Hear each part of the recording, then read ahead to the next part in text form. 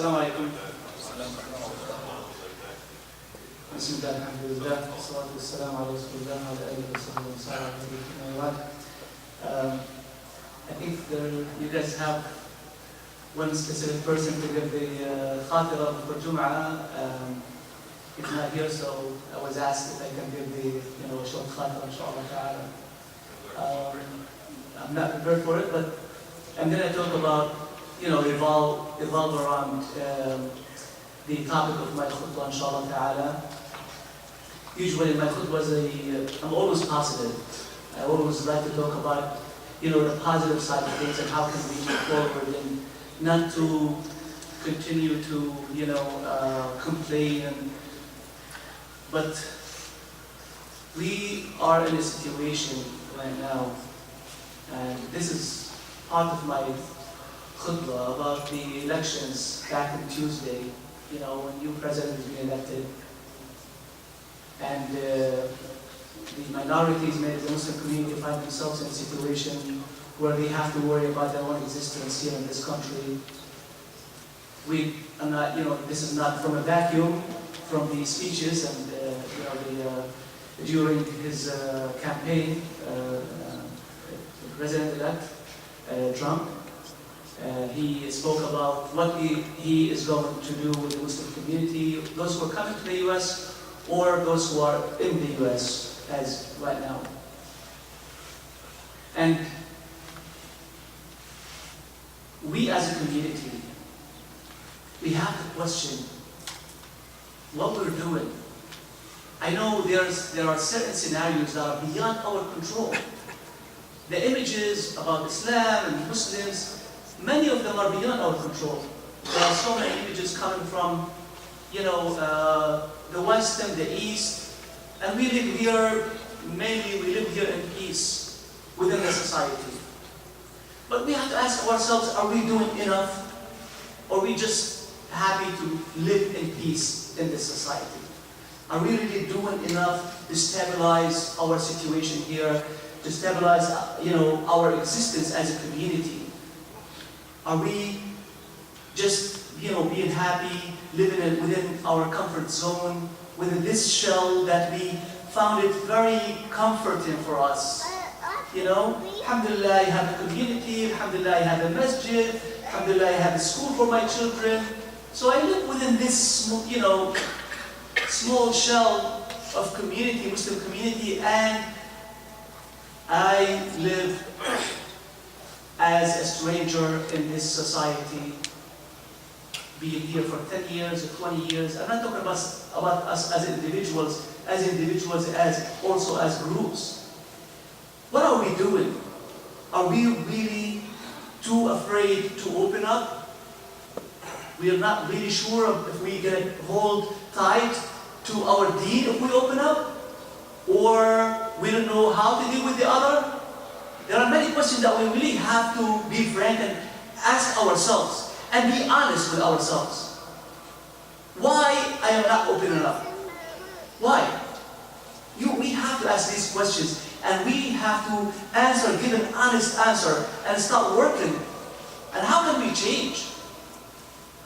How can we change? I'm not even going to talk about da'wah now. I'm talking about our own existence. Just to make sure that we are accepted just like everyone else. Build that good image for ourselves.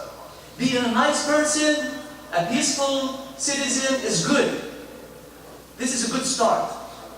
But is it the whole thing? Is it everything? Absolutely not. Now we don't just have responsibility toward ourselves, but we have responsibilities toward our spouses, our wives, who are going to be exposed in the streets, toward our children who are, in the education system, the public education system. More than 95% of our children go to the public schools. They're not going to Islamic schools. It's a very small number. I believe it's less than 5%. Much less than 5% of our children go to Islamic school. The 95% of them go to public school, and they're going to be exposed. By the way, the mock elections, were going in I believe in Brooklyn. It is one of the schools. I don't know if it's in Brooklyn or some other school. You know, the children start chanting against the Muslim students. The students start chanting against Muslims, and they kick the Muslim students, and they want to kick them out of school. Mock election between students. You know how they do it? To educate them about the democratic process in our country, and how should we, be part of this democracy, and how we should elect our, governors and representatives and our president. And the kids got carried away with the message that was delivered by the president-elect. So our children are going to be exposed. If we keep hiding our heads in the sand, thinking life is good, it's not as good as we think it is. I'm not saying it's dark. I'm not saying that. What I'm saying is we really have to rise to the plate. We really have to. And every one of us keep telling himself or herself, what can I do? I'm only one. We're 6 million Muslims here in the country. I'm only one. Guess what? Those 6 million are 1 plus 1 plus 1 plus 1 equals 6 million. If you say, what can I do? And I say, what can I do? Then the 6 million will continue to say, what can I do? Then why are we talking I? If I think I cannot do much, then why I keep talking I? Why do we not become the we? And not just we, us, the Muslim community, even the larger coalitions, then become the stronger we. This is the answer. This is one of the answers. One of the answers. That we really have to, even if I'm an individual, and I have organizations in my state, and I have the masjid in my town, I have to start pushing my organizations to push forward. I have to support them. We have so many civil rights organizations, political organizations, whatever the organizations we have to support them. We don't support them until something happens in our community and we need their help. Then we start thinking, oh, we need to support them, we need to give them money because they're going to support us, help us. When are we going to move to the level where we say, we have to be prepared? I want to help build this coalition, I want to help build our organizations, give them the support they need. I want to push the envelope in my masjid to do more interfaith, to work with our neighbors, with minorities. We're not the only one who's going to be targeted. Many other minorities will be targeted. And this is, you never know. وَعَسَىٰ أَن تَكْرَهُوا شَيْئًا وَهُوَ خَيْرٌ لَكُمْ وَعَسَىٰ أَن تُحِبُّوا شَيْئًا وَهُوَ شَرٌ لَكُمْ. You never know. You never know. You never know if this is an opportunity or a trial. By the way, opportunities come out of trials and tribulations. If you don't go through this and the trial or tribulation, there will be no opportunities. There will be no opportunities.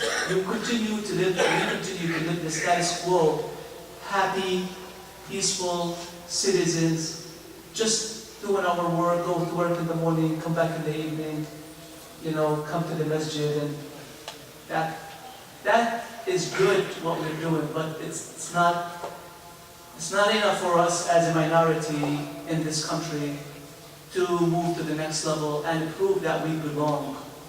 Yes, by the way, we cannot blame the others. I cannot ask the others to accept me. I cannot accept the others because, the others didn't accept the Prophet ﷺ. And they were not the others. They were his own community. They didn't accept him. He didn't ask them to accept him. He never asked them. You know what? They told him, we will accept you. Get rid of this deed. Stop. He didn't allow this to happen, but he continued to work to prove that him and his community, his group, his companions, that they belong. and they deserve to continue to exist. And that's what we work toward. And this is what we have to work toward, brothers and sisters. Seriously, I say it again, this is the key, by the way. And I end with this. This is the key. We, the community, are a bunch of individuals. I bring 10,000 bricks and put them on the ground. It's not going to give me a building. It's not going to give me a building. But if I bring a contractor, a builder, an engineer, and they put the bricks in a certain way, I might get a beautiful house or a beautiful structure. If we don't work together, support one another, you have to come out of your comfort zone and support your organizations, because they are the builders who are going to help us build this beautiful structure. Work together as the we. Yes, you have to look for them. If they don't come to you, look for them, search for them, and support them. Invite them to your community. Help introduce or establish more organizations to protect our civil rights. Yes, we have to work together. We have to utilize those 10,000 bricks, 10 million or 6 million Muslims, utilize them as a group. And it all starts in one community. I know we cannot resolve this, in one setting, in one lecture, or one khutbah. It has to be an ongoing, but it has to start somewhere. And it's hard to start with you and you and you to push the envelopes within your community. And you have to speak up. Don't live with the status quo. Speak up. I'm not saying scream or yell or blame. No. When I say speak up, I mean be creative. You have to think. Not just for yourself. And how can you exist by yourself? No. For your community, you have to think. You have to try. Let us, inshallah, start that. Practice. I'm not saying you're going to be or me, we're going to be pros in this tomorrow, but we want to practice and show our children that we practice and we try. And we speak up. And we push the envelope for us to be stronger, for our organizations to be stronger. And we support them. Even if I have to search for them. If I have care here, I don't have to wait for care to do a fundraising dinner and I go support them. Absolutely not. And most of us don't even go.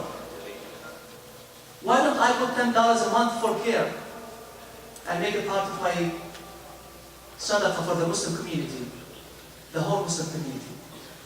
Why don't I just do it proactively from my own, on my own? Let's do it. Let's start, inshallah ta'ala. It starts somewhere. And maybe it starts here. When we start thinking differently, إِنَّ اللَّهَ لَا يُغَيِّرُ مَا بِقَوْمٍ حَتَّى يُغَيِّرُوا مَا بِأَنفُسِهِمْ. And both sides, by the way. The good and the bad. The good and the bad. Let us, inshallah ta'ala, start the change. جزاكم الله خير. السلام عليكم.